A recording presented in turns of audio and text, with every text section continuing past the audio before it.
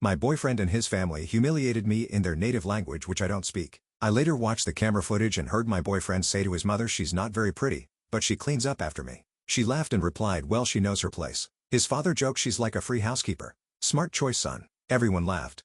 So I'm sitting here still trying to process everything that happened in the last 48 hours, and I honestly don't even know where to begin. I guess I should start from the beginning. I met Tiago at this international street food festival downtown about 8 months ago. I was there with my roommate Bridget, trying all these different foods, and he was working at this stand selling these amazing pastries from his home country. I won't say which country to keep this somewhat anonymous, but it's in South America. He had this really charming accent and TBH I thought he was super cute right away. We started talking while I was waiting for my order and he ended up giving me an extra pastry on the house with his number written on the napkin. Literally like something out of a movie. I couldn't even. We texted for a few days and then started dating. At first, everything was amazing. He was so attentive and sweet, always complimenting me and wanting to spend time together. He'd tell me about his culture and how things were different where he came from. He spoke English really well, but with an accent that I found really attractive. After about a month of dating, he started staying over at my place more and more.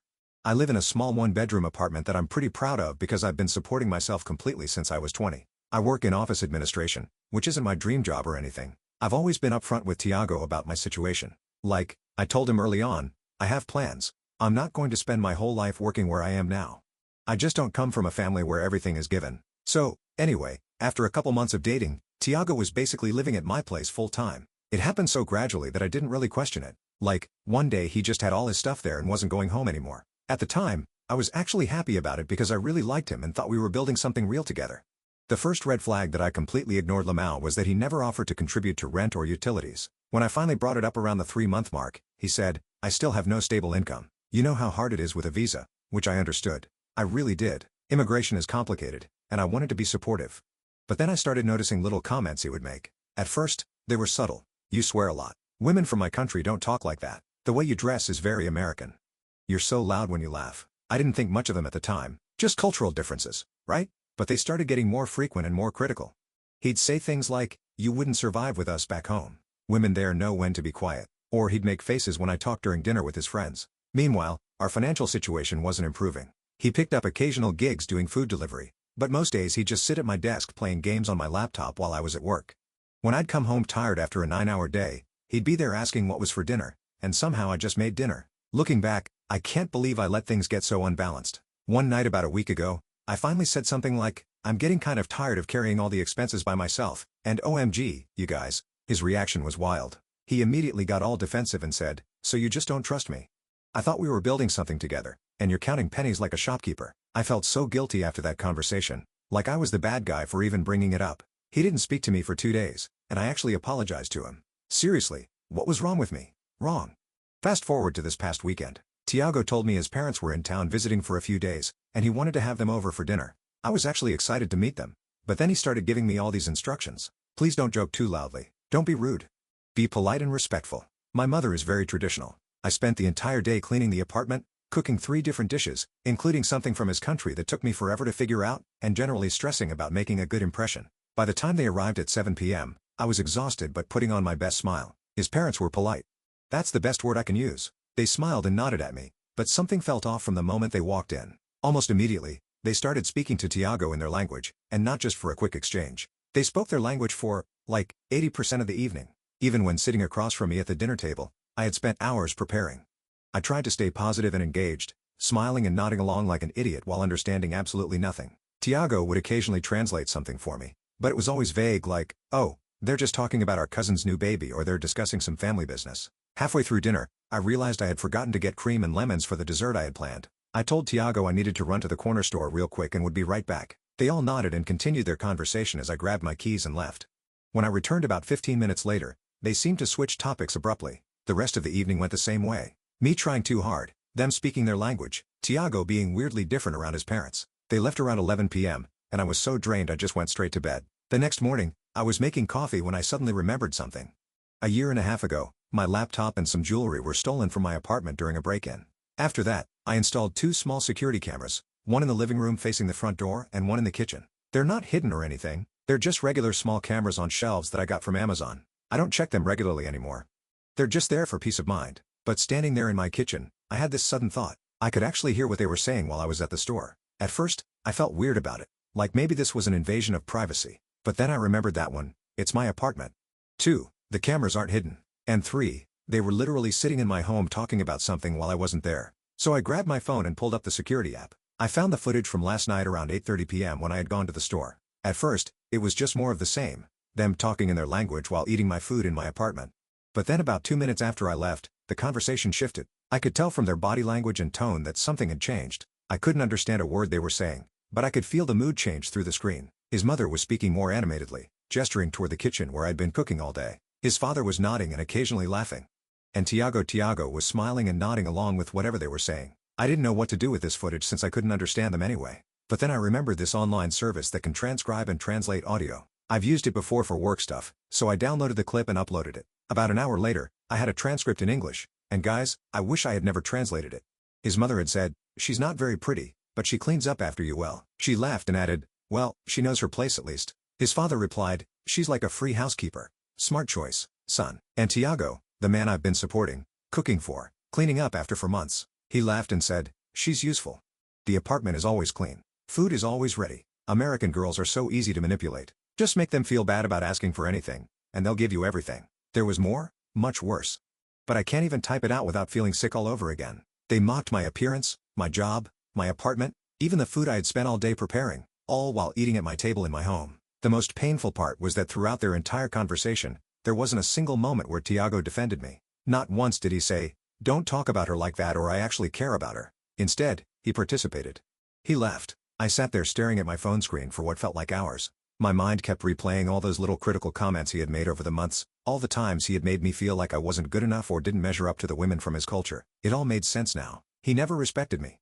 I was just convenient. He's still asleep in my bed as I type this. He doesn't know that I know. I'm sitting in my kitchen, the same kitchen where his family laughed at me trying to figure out what to do next. I know I need to end this.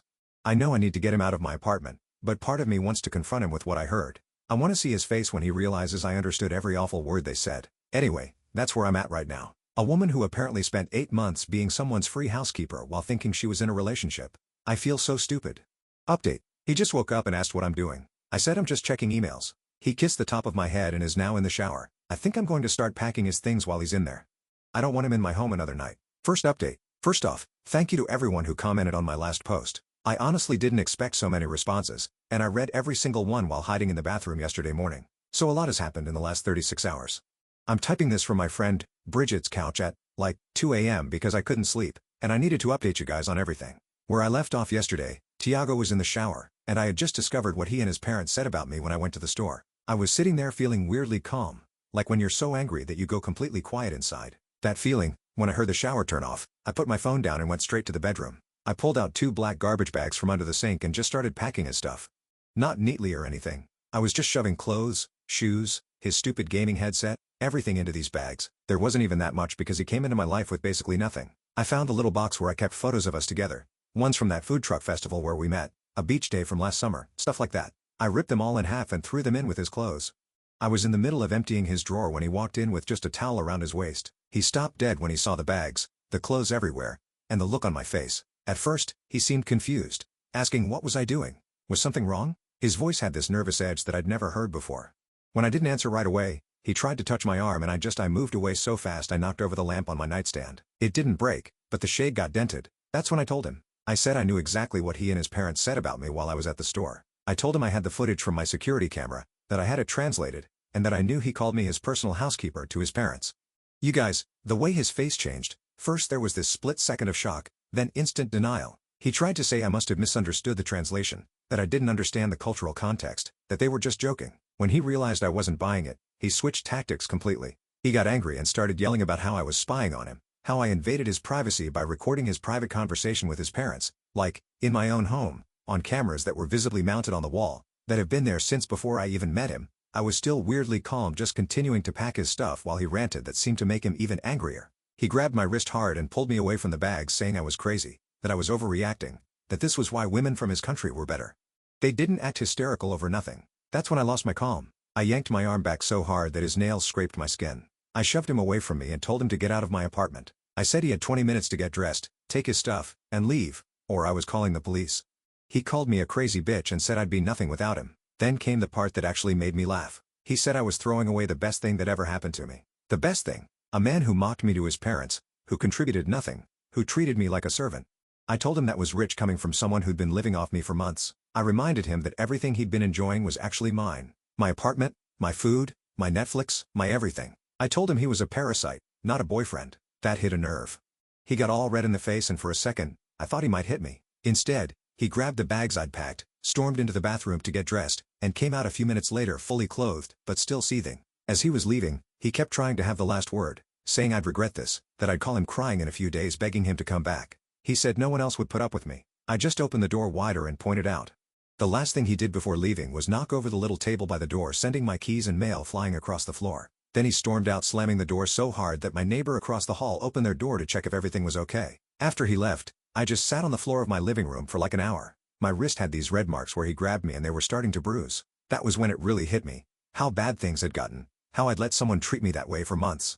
I cried for a while. Not even sad tears really, more like relief mixed with anger. Then I kicked into practical mode. I texted my friend, Bridget, and gave her a quick rundown of what happened. She immediately offered to come over, but I needed some time alone first.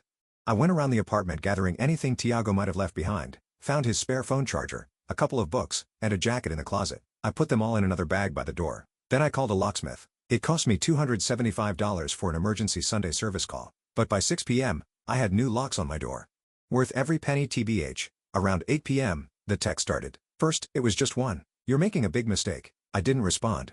Then, I left my charger and some other things. I need to come get them. Then, are you seriously ignoring me? After everything I've done for you? Everything he's done for me. I almost threw my phone across the room. By 10 p.m., the tone had shifted. I'm sorry if you misunderstood what we were saying. It's a cultural thing. You wouldn't understand. Then, can we please just talk about this? You're overreacting. Shortly after, Bridget came over with wine and takeout. She sat with me while I showed her the video and the translation. She was livid. Like, I had to talk her down from going to find Tiago herself. She stayed until midnight helping me delete photos of him from my phone and untagging myself from posts with him on Instagram. This morning, Monday, I woke up to 17 missed calls and about 30 texts from Tiago. They ranged from angry, "You'll regret this," to apologetic, "I'm sorry, please let's talk," to manipulative, "I have nowhere to go. You know my situation."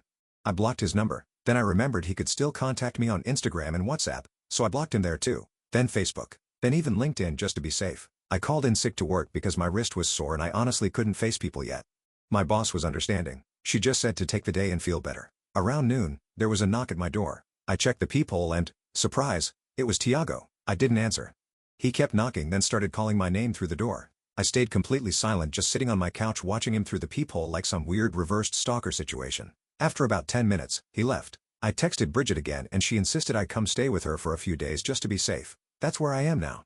I also keep thinking about all the little red flags I ignored over the months. How he never contributed financially, the way he criticized how I talked, dressed, and laughed, how he made me feel guilty for asking for basic fairness, the fact that he never invited me to hang out with his friends without him, how he belittled my career goals. Each one seems so obvious now, but I miss them all because I don't even know. I guess I was just so caught up in the idea of this charming exotic boyfriend that I didn't want to see the reality. Oh, and one more thing. His cousin, the one he's actually close with, messaged me on Instagram this afternoon. Apparently, Tiago told his entire family that I threw him out because I was mentally unstable and jealous of his culture. His cousin didn't believe him and wanted to know what really happened. I sent her the translated transcript of what they said about me. She was horrified and apologized for her family's behavior. At least one decent person in that crowd. So that's where I am right now. Sleeping on a friend's couch, blocked my boyfriend of 8 months on every platform, and trying to figure out what happens next. I've never had a relationship end this dramatically before. Part of me is scared he'll keep trying to contact me or show up at my work. He knows where I work. Another part is just sad about the whole thing, not because I miss him, but because I feel so stupid for not seeing this sooner. Bridget thinks I should file a police report about him grabbing my wrist just to have it on record in case things escalate. I'm not sure if that's necessary, but maybe she's right to be cautious. Actually, do any of you have experience with something like this? How long did it take your ex to stop trying to contact you? Should I be worried about him showing up at my workplace? Am I overreacting to all of this? Anyway, that's my update. Sorry it's so long and messy. My brain is still all over the place trying to process everything. Second update. First off, thank you so much to everyone who commented on my last post with advice and support. You guys were right about so many things, especially about being careful with Tiago and documenting everything. So after spending 3 nights on Bridget's couch, I was starting to feel a little more stable. The bruises on my wrist had faded to this gross yellowish color but didn't hurt anymore. I hadn't heard from Tiago since blocking him everywhere, and I was finally feeling like maybe the worst was behind me. I even went back to work on Wednesday, and my coworkers were super cool about me taking a couple days off. Yesterday morning, Saturday, I woke up early and decided it was time to go back to my own apartment. Bridget offered to come with me just to make sure everything was okay, but I told her I'd be fine. I stopped for coffee on the way home, checking my surroundings the whole time like some paranoid spy movie character LMO. When I got back to my place, everything was exactly how I'd left it. I spent the morning deep cleaning, changing sheets, scrubbing the bathroom, rearranging furniture, basically trying to reclaim my space and get rid of any reminders of Tiago. I even burned some sage that my sister gave me last Christmas. Yes. I know it's cliché, but it made me feel better. Around noon, I figured I should check in with my parents. We usually talk on weekends. And I hadn't told them about the breakup yet. My mom and dad live about 40 minutes outside the city in the house where I grew up. I thought about calling, but then decided it might be nice to see them in person. I texted my mom to ask if I could come over for dinner and she replied with a simple, "Yes, we need to talk." That was weird. My mom is the queen of emojis and exclamation points in texts. A serious "we need to talk" message is not her style at all. I tried calling her but she didn't pick up, which made me even more anxious. I figured maybe she was just busy cooking or something.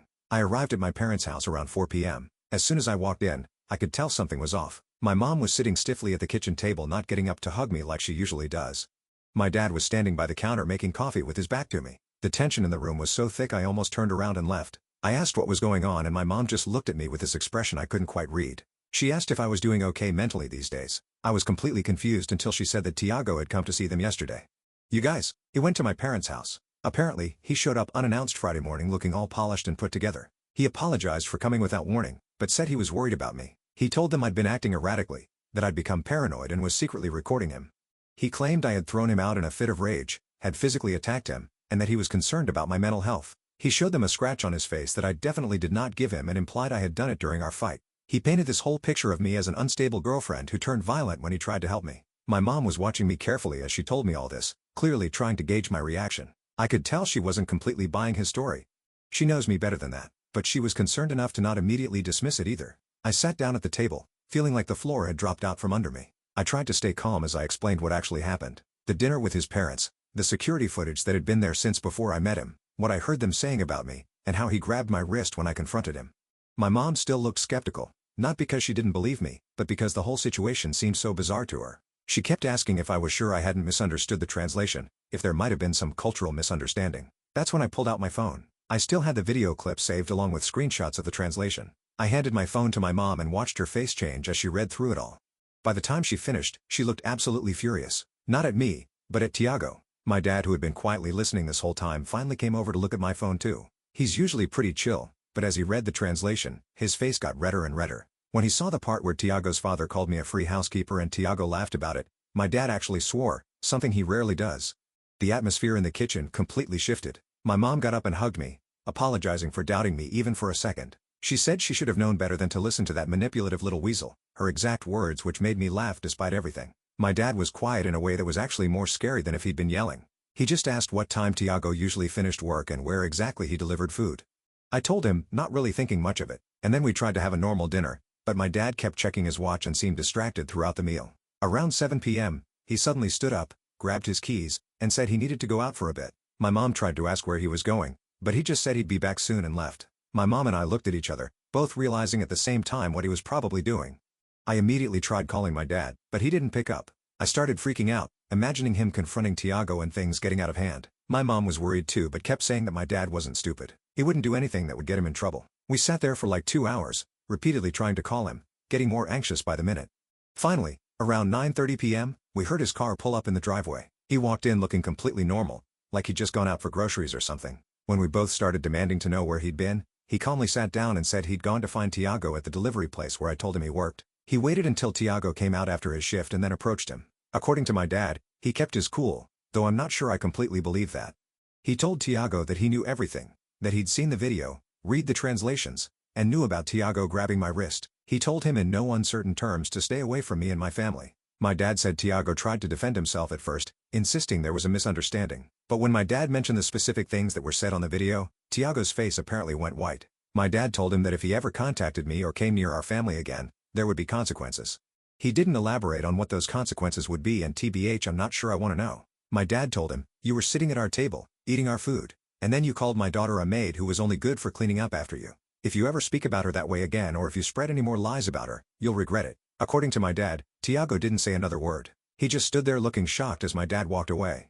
Part of me wishes I could have seen his face in that moment. When my dad finished telling us what happened, I felt this weird mix of emotions: relief that someone had stood up for me so fiercely, embarrassment that my parents had to get involved in my relationship drama at age 26, and lingering anxiety about how Tiago might react. I ended up staying the night at my parents' house mostly because it was late and I was emotionally drained. This morning at breakfast, my mom suggested I might want to file for a restraining order, especially given Tiago's pattern of escalation, first showing up at my apartment, then going to my parents behind my back.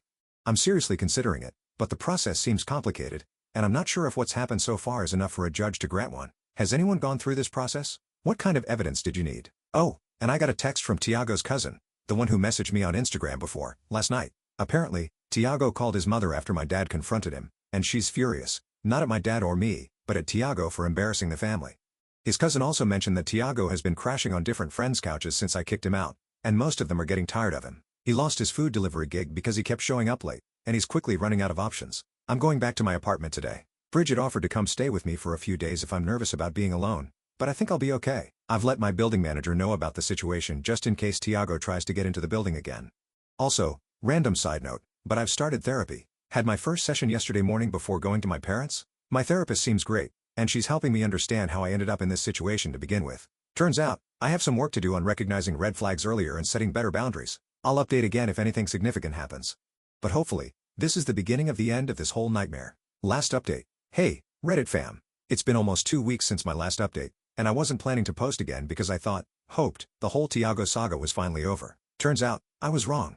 And yesterday, things reached a whole new level of crazy that I still can't fully process. So after my dad confronted Tiago, things were actually pretty quiet for about 10 days. I moved back to my apartment, started getting into a routine again, and was feeling more like myself. I even went on a little shopping spree and bought some new throw pillows and plants to reclaim my space. Small things, but they helped erase the feeling of him being there. My therapist suggested I keep a journal of my feelings about everything that happened, which sounded super cheesy at first, but it's actually been helping. Writing things down makes them feel less overwhelming somehow. I've had 2 more sessions with her, and we've been unpacking why I let so many red flags slide for so long. Turns out, I have some stuff to work through about my self-worth. Who knew, Elmo? Anyway, work has been a welcome distraction. My coworkers don't know all the details, but they know I went through a bad breakup, and everyone's been really supportive. Yesterday started like any regular Tuesday. I woke up, did my skincare routine while listening to a podcast, grabbed coffee from the place down the street, and headed to the office. The morning was busy with back-to-back meetings, and I barely had time to check my phone until lunch. When I finally did check it around 1 p.m., I had 3 missed calls from an unknown number and a voicemail. I stepped into the break room to listen to it, and as soon as I heard the voice, my stomach dropped. It was Tiago sounding not right. His words were slightly slurred, and he kept switching between English and his native language. From what I could understand, he was saying he needed to talk to me, that everything was falling apart, and that I owed him a conversation. I immediately deleted the voicemail and blocked the number, then texted Bridget to let her know he'd found a way to contact me again. She suggested I tell my office security just as a precaution, which seemed like overkill at the time, but I decided to stop by the front desk anyway. Our building has 2 security guards, this older guy named Ron who's been there forever and a younger woman named Alexis who started a few months ago. I caught them between shifts and briefly explained that my ex might try to contact me at work and that I didn't want to see him. They were super understanding and said they'd keep an eye out, which made me feel a bit better. I went back to my desk and tried to focus on work, but I kept checking the time and glancing toward the elevator. By 4 p.m., I had convinced myself I was being paranoid. I mean, he'd left a weird voicemail, but that didn't mean he was actually going to show up, right? Around 4:30 p.m., I was in a small meeting with my team in one of the glass-walled conference rooms near the front of the office. We were discussing some upcoming project when I saw movement by the reception area. I glanced up and there he was, Tiago talking animatedly to Alexis at the front desk. I quickly told my team I needed to step out and texted Ron, who I knew was in the break room, to come to reception ASAP. I ducked behind a column trying to decide what to do. While I was still deciding, I heard his voice get louder. He was trying to move past Alexis, saying he just needed to talk to me for 5 minutes, that I was being childish by ignoring him. That's when Ron appeared, and thank God he did. Ron's this tall, broad-shouldered guy who used to be in the military, and he immediately positioned himself in front of Tiago, who took a step back. I couldn't hear everything they were saying, but I saw Ron pointing toward the door, his stance making it clear this wasn't a negotiation. For a second, I thought Tiago might actually leave. He took a few steps back, still arguing, but less forcefully. Then, because the universe apparently decided I hadn't been through enough drama yet, Marcus chose that exact moment to walk by me and ask if everything was okay. Tiago's head snapped in our direction, and when he saw me standing there with another guy, his whole demeanor changed. His face got this scary, intense look, and he suddenly shoved past Ron, heading straight for us. Ron caught up to him in seconds, grabbing his arm to stop him. But Tiago was like a completely different person from the charming guy I met at the food festival. He was yelling now, loud enough for the entire office to hear, about how I'd ruined his life, how I turned everyone against him, how I was already moving on with this guy, meaning Marcus, who looked completely bewildered. People were coming out of meeting rooms and standing up from their desks to see what was happening. I was frozen in place, mortified and scared all at once. Marcus stepped slightly in front of me, which was nice but also made Tiago even angrier. Tiago was still trying to get to me with Ron blocking his way when he started saying the most horrible things. He called me a manipulative bitch who'd tricked him, said I'd been secretly recording him to ruin his life, that I'd attacked him and thrown him out on the street. Then he switched tactics completely, his voice breaking as he said he loved me, that he needed me, that he had nowhere to go. He started crying, actual tears streaming down his face, begging me to just talk to him, to give him another chance.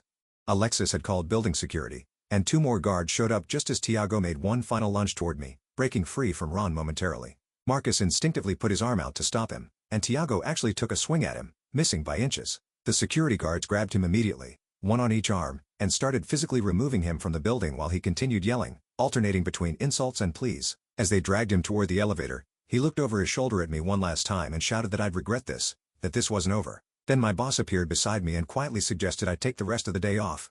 She walked me to my desk, waited while I gathered my things, and then had Ron escort me to my car just to be safe. The whole time, I felt like I was moving through a fog, like this couldn't possibly be my actual life. I called Bridget from the parking garage, shaking so much I could barely hold my phone. She met me at my apartment 30 minutes later with takeout. I told her everything while we sat on my couch, and she stayed over again last night sleeping in my bedroom while I took the couch because I was too wired to sleep anyway. This morning, I woke up to a text from my boss saying to take today off too, and that HR wanted to meet with me tomorrow to discuss implementing some additional security measures. Marcus also texted to check if I was okay, which was really decent of him considering he almost got punched by my crazy ex. I decided to call the police and file a report, something I probably should have done when Tiago first grabbed my wrist. The officer who took my statement was understanding. She said that while his behavior definitely warranted concern, they couldn't arrest him just for showing up at my workplace and making a scene. But she did help me start the process for a restraining order, which I'm following through with today. I also got another message from Tiago's cousin. Apparently, after the scene at my office, Tiago went on some kind of bender, posting a bunch of cryptic angry stuff on his Instagram stories about betrayal and revenge. He blocked me, but mutual friends screenshot everything. His cousin is genuinely worried about his mental state and apologized again for what her family did. His cousin said his parents have finally intervened. They booked him a one-way ticket back to their country that leaves tomorrow. They've apparently told him he has no choice. They're cutting him off completely if he doesn't come home. His cousin thinks he'll actually go because he's running out of friends to crash with and has no money left. I've triple-checked that my doors and windows are locked, and Bridget is staying another night just to be safe. So that's where things stand right now. I'm still processing everything, still a little on edge, but also feeling more certain than ever that I made the right choice in ending things. If his cousin confirms he actually gets on that plane tomorrow, I'll finally be able to breathe easier. Thank you to everyone who's followed this whole saga and offered advice and support along the way. Your comments helped me stay strong when I was doubting myself. I'll post one final update if anything significant happens with the restraining order or if I get confirmation that he's left the country. But hopefully this really is the end of the Tiago chapter of my life.